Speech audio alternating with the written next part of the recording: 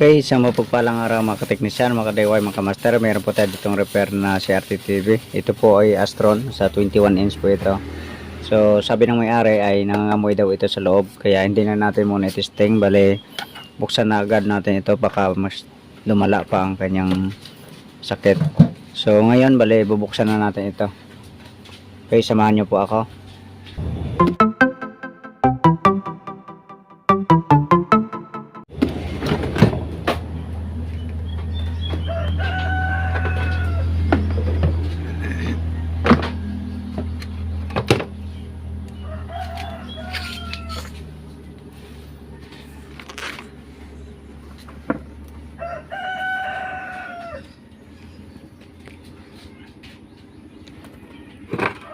Tingnan natin dito sa flyback kung ayun, may sunog nga. Ayan o.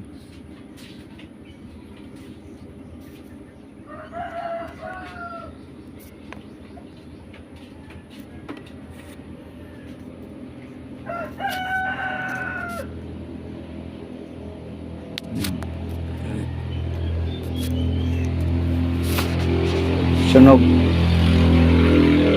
Dito rin, sunog rin dito. Yan.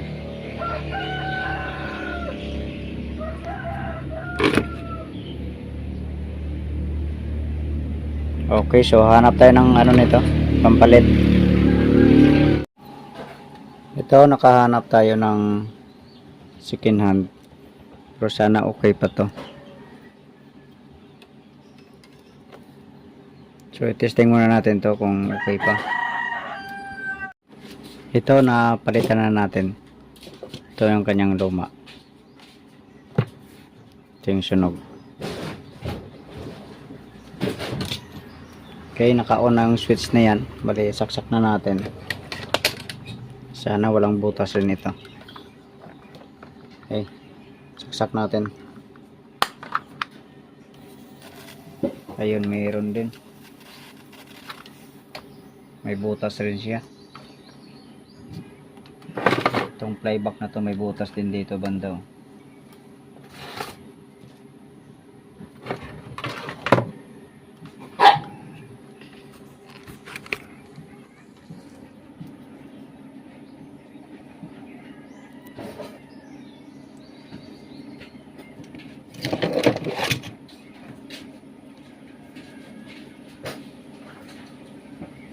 Ito yung butas niya. So hanap naman tayo.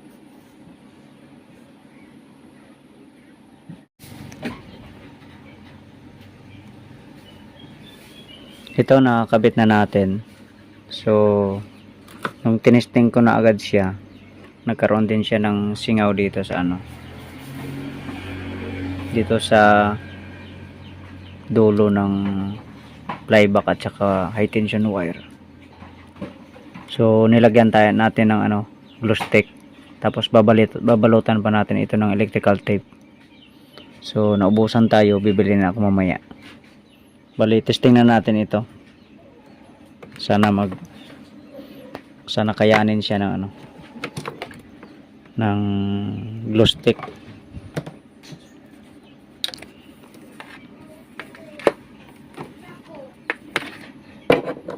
Saksak natin.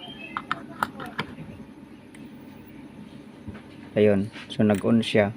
Oops.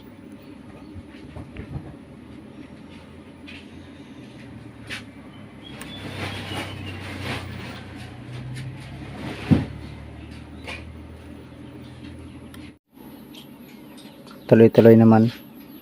Bali, may time siya kanina na parang namamatay.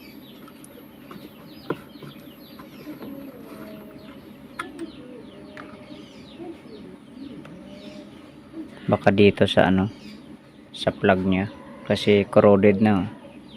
Baka sa loob mismo. Kasi dapat sana ay orange, pero nagre-red minsan yung power. So may sabi bumabalik sa standby, pero tingnan natin ang ayun, bumalik na.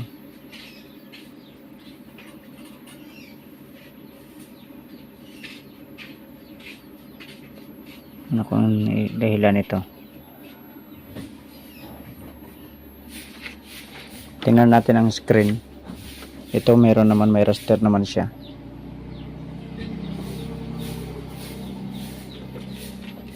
Okay, so napalabas na rin man natin ang picture.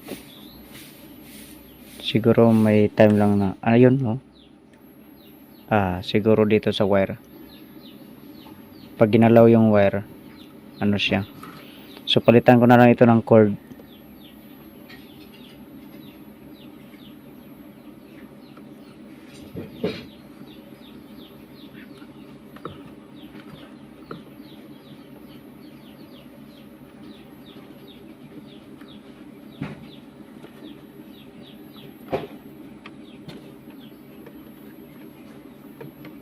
So palitan ko na lang ito ng cord.